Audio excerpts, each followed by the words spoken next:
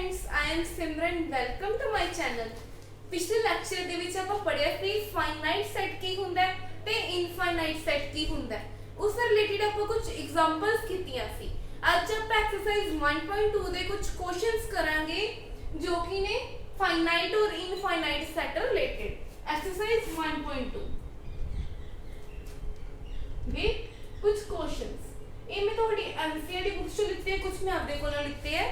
तुसी क्वेश्चन मैं ਤੁਹਾਨੂੰ ਕਰਵਾਉਣੀ ਹੈ, ਤੁਸੀਂ ਆਪਦੀ ਬੁੱਕ ਚੋਂ ਵੀ ਟਰਾਈ ਕਰਨੀ ਹੈ।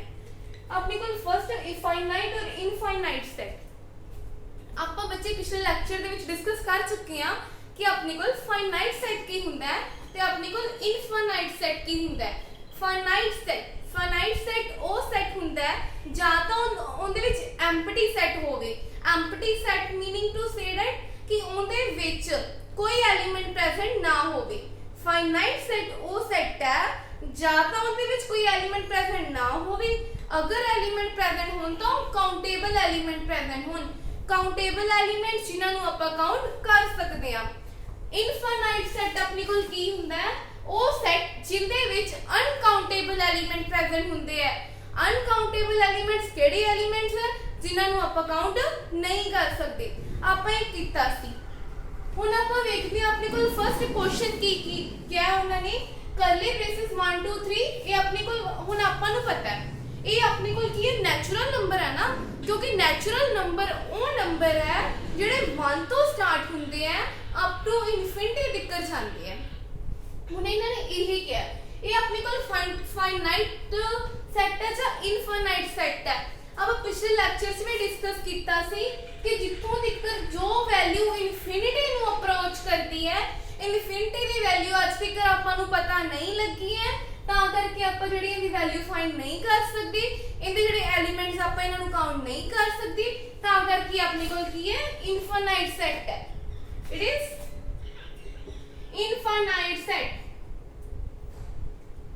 infinite set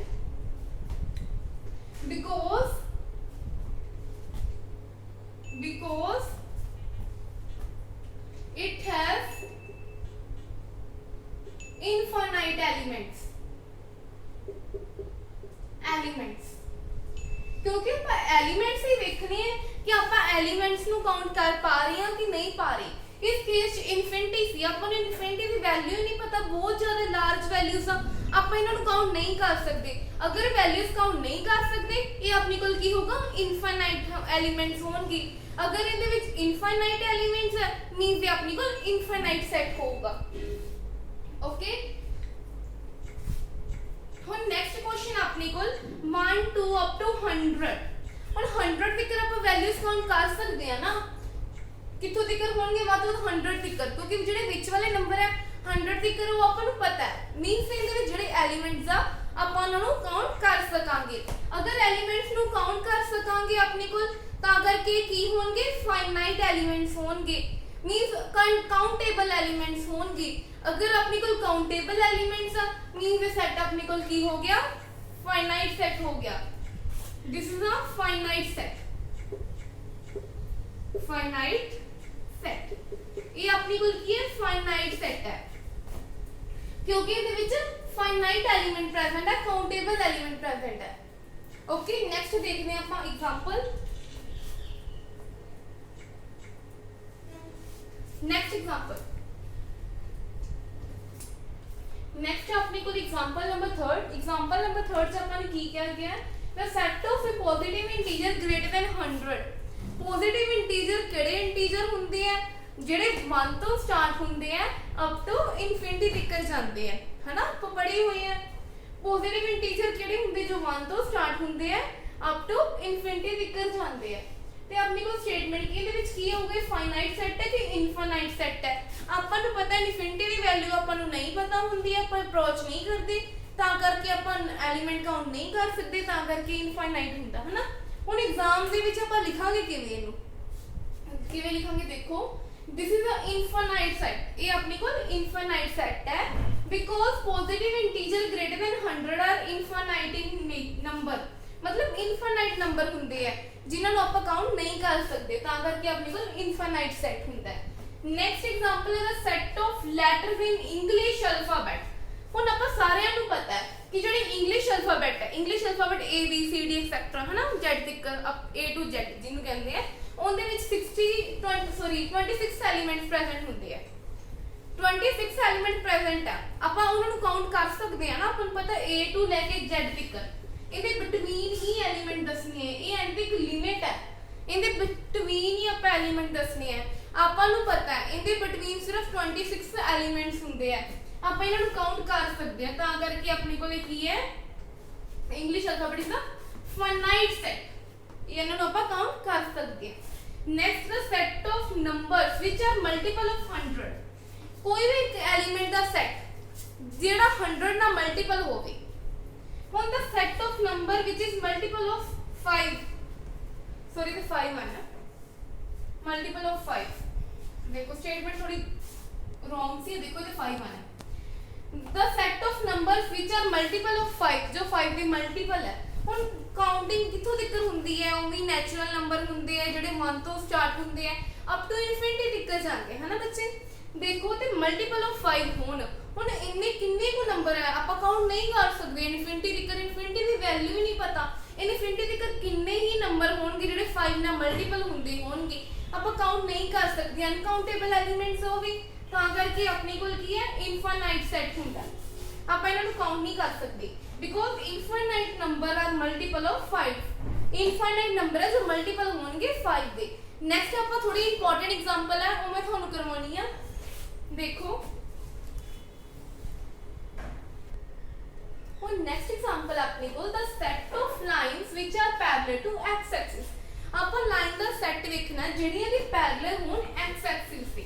ਹੁਣ ਆਪਾਂ ਨੂੰ ਪਤਾ ਬੱਚੇ ਜਦੋਂ ਆਪਾਂ ਗ੍ਰਾਫ ਡਰਾ ਕਰਦੇ ਹਾਂ, ਦਿਸ ਇਜ਼ ਅ ਗ੍ਰਾਫ ਹੈ ਨਾ, ਇਧਰ ਆਪਣੀ ਕੋਲ ਕੀ ਹੁੰਦੀ ਹੈ, ਐਕਸ ਐਕਸਿਸ ਹੁੰਦੀ ਹੈ, ਇਧਰ ਮਾਈਨਸ ਐਕਸ ਐਕਸਿਸ ਹੁੰਦੀ ਹੈ, ਇਧਰ ਵਾਈ ਐਕਸਿਸ, ਇਧਰ ਮਾਈਨਸ ਵਾਈ ਐਕਸਿਸ। ਇਹੀ ਆਪਾਂ ਕਰਦੇ ਆ ਨਾ। ਹੁਣ ਕਹਿੰਦੇ ਐਕਸ ਐਕਸਿਸ ਦੇ ਪੈਰਲਲ ਲਾਈਨਸ। ਹੁਣ ਐਕਸ ਐਕਸਿਸ ਦੇ ਪੈਰਲਲ ਤਾਂ ਆਪਾਂ ਕਿੰਨੀਆਂ ਹੀ ਲਾਈਨਸ ਡਰਾ ਕਰ ਸਕਦੇ ਹਾਂ। ਦੇਖੋ ਕਿੰਨੀਆਂ ਹੀ ਅਨਫਾਈਨਾਈਟ ਲਾਈਨਸ, ਬਰੀਕ ਕਰੋ ਜਾਂ ਕਿਵੇਂ ਵੀ ਆਪਾਂ ਐਕਸ ਐਕਸਿਸ ਦੇ ਪੈਰਲਲ ਤਾਂ ਇਨਫਾਈਨਾਈਟ ਲਾਈਨਸ ਡਰਾ ਕਰ ਸਕਦੇ ਆ। ਇਹ ਆਪਣੇ ਕੋਲ ਕੀ ਹੈ, ਗ੍ਰਾਫ ਆ। ਇਹ ਆਪਣੇ ਕੋਲ ਐਕਸ ਐਕਸਿਸ ਹੈ, ਮਾਈਨਸ ਐਕਸ ਐਕਸਿਸ ਹੈ, ਵਾਈ ਐਕਸਿਸ ਹੈ, ਮਾਈਨਸ ਵਾਈ ਐਕਸਿਸ। ਕੁਐਸਚਨ ਦੇਖੋ ਨਾ ਕਿ set of lines which are parallel to X axis. ਹੁਣ ਐਕਸ ਐਕਸਿਸ ਦੇ ਪੈਰਲਲ ਤਾਂ ਆਪਾਂ ਕਿੰਨੀਆਂ ਹੀ ਲਾਈਨ ਡਰਾ ਕਰ ਸਕਦੇ ਆ। ਇਹਨਾਂ ਦਾ ਸੈੱਟ ਦੇਖਣਾ ਸੀ ਆਪਾਂ, ਹਨਾ। ਇੱਥੇ ਕੀ ਹੋਊਗਾ, ਦੇਖੋ ਇਹ ਫਾਈਨਾਈਟ ਸੈੱਟ ਹੈ ਤੇ ਇਨਫਾਈਨਾਈਟ ਸੈੱਟ ਹੈ। ਹੁਣ ਕਿੰਨੀਆਂ ਹੀ ਲਾਈਨ ਡਰਾ ਕਰ ਸਕਦੇ ਆ, ਮਤਲਬ ਇਨਫਾਈਨਾਈਟ ਸੈੱਟ ਹੈ। ਆਪਾਂ ਇਹ ਲਾਈਨਸ ਨੂੰ ਕਾਊਂਟ ਕਰ ਹੀ ਨਹੀਂ ਸਕਦੇ, ਜੋ ਇਹਦੇ ਉੱਤੇ ਵੀ ਹੋ ਸਕਦੀਆਂ, ਸਾਈਡ ਤੇ ਮਤਲਬ ਮਾੜੀ ਮਾੜੀ ਥਾਂ ਛੱਡ ਕੇ ਵੀ ਹੋ ਸਕਦੀਆਂ, ਕਿਤੇ ਵੀ ਹੋ ਸਕਦੀਆਂ। ਤਾਂ ਕਰਕੇ ਤੇ ਲਿਖਣਾ ਆਪਾਂ ਫਿਰ ਕੁਐਸਚਨ ਦੇ ਵਿੱਚ ਕੀ ਹੈ ਤੇ the set of lines which are parallel to x axis, which are parallel to x axis is a infinite set,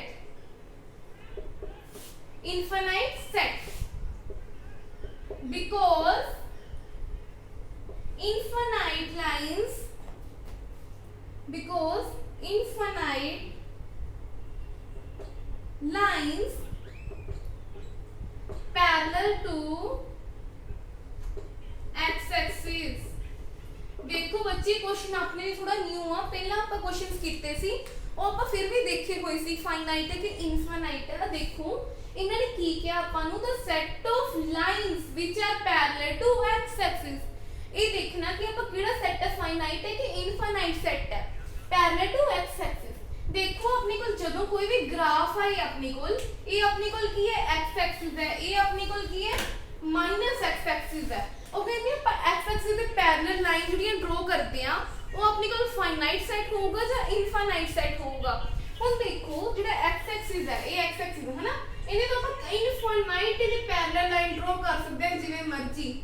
ਇਹ ਲਾਈਨਸ ਨੂੰ ਆਪਾਂ ਕਾਊਂਟ ਨਹੀਂ ਕਰ ਸਕਦੇ, ਅਨਕਾਊਂਟੇਬਲ ਹੈ। ਤਾਂ ਕਰਕੇ ਆਪਾਂ ਕਿੰਨੀਆਂ ਹੀ ਡਰਾ ਕਰ ਸਕਦੇ ਹਾਂ। ਤੇ ਕੁਐਸਚਨ ਦੇ ਵਿੱਚ ਸੋਲੂਸ਼ਨ ਚ ਲਿਖਣਾ ਕੀ ਹੈ ਆਪਾਂ, the set of lines which are parallel to x axis is a infinite set।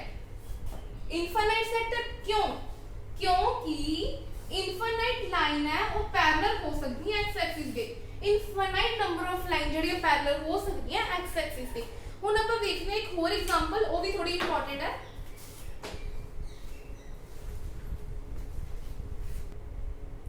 Next example अपने को the set of circles passing through origin.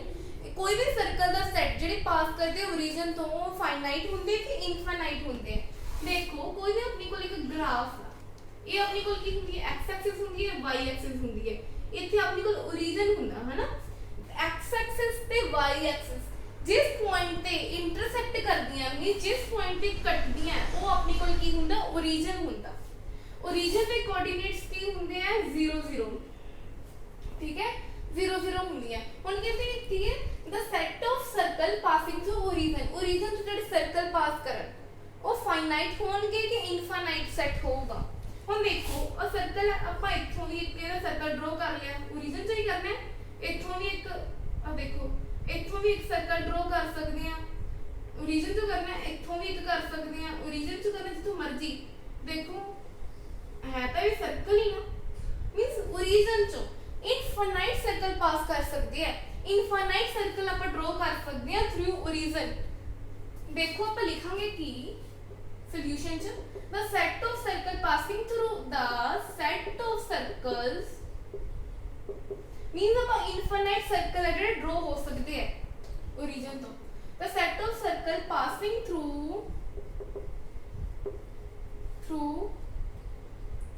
origin is infinite set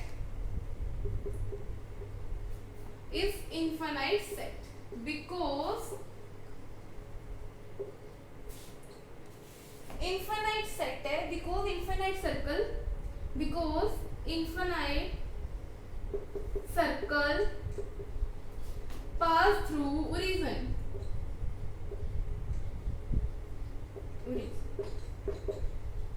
देखो ਇਹਦੇ ਵਿੱਚ ਕੀ ਆ ਆਪਾਂ ਨੂੰ ਆਪਾਂ ਇੱਕ ਨੰਬਰ ਲਾਈਨ ਜੋ ਵੀ ਆਪਾਂ ਗ੍ਰਾਫ ਲੈ ਲਿਆ ਇੱਧਰ ਆਪਣੀ x ਐਕਸਿਸ ਹੁੰਦੀ ਹੈ ਤੇ y ਐਕਸਿਸ ਹੁੰਦੀ ਹੈ। ਇੱਥੇ ਆਪਾਂ ओरिजिन ਲੈਣੇ ਹੁੰਦੇ ਆ ਜਿੱਥੇ x ਐਕਸਿਸ y ਐਕਸਿਸ ਆਪਸ ਦੇ ਵਿੱਚ ਇੰਟਰਸੈਕਟ ਕਰਦੀਆਂ ਮੀਨਸ ਕੱਟਦੀਆਂ ਜਾਂ ਜੁੜਦੀਆਂ ਜੋ ਵੀ ਹੈ ਆਪਾਂ ਇੱਥੇ ओरिजिन ਲੈ ਲੈਣੇ ਹੁੰਦੇ ਆ। ਹੁਣ ਆਪਾਂ ਕੋਈ ਵੀ ਇੱਕ ओरिजिन ਹੈ ਜਿਵੇਂ ਆਪਣੀ ਕੋਲ ਆ ओरिजिन ਹੈ ਹਨਾ ਇਹ ਤੋਂ ਆਪਾਂ ਕਿੰਨੇ ਹੀ ਸਰਕਲ ਡਰਾ ਕਰ ਸਕਦੇ ਆ। ਇੱਥੋਂ ਕਰ ਲਓ मतलब इथों ही चकना ओरिजिन चो ही करना ना ਆਪਾਂ ਇਨਫਾਈਨਾਈਟ ਸਰਕਲ ਡਰਾ ਕਰ ਸਕਦੇ ਆ।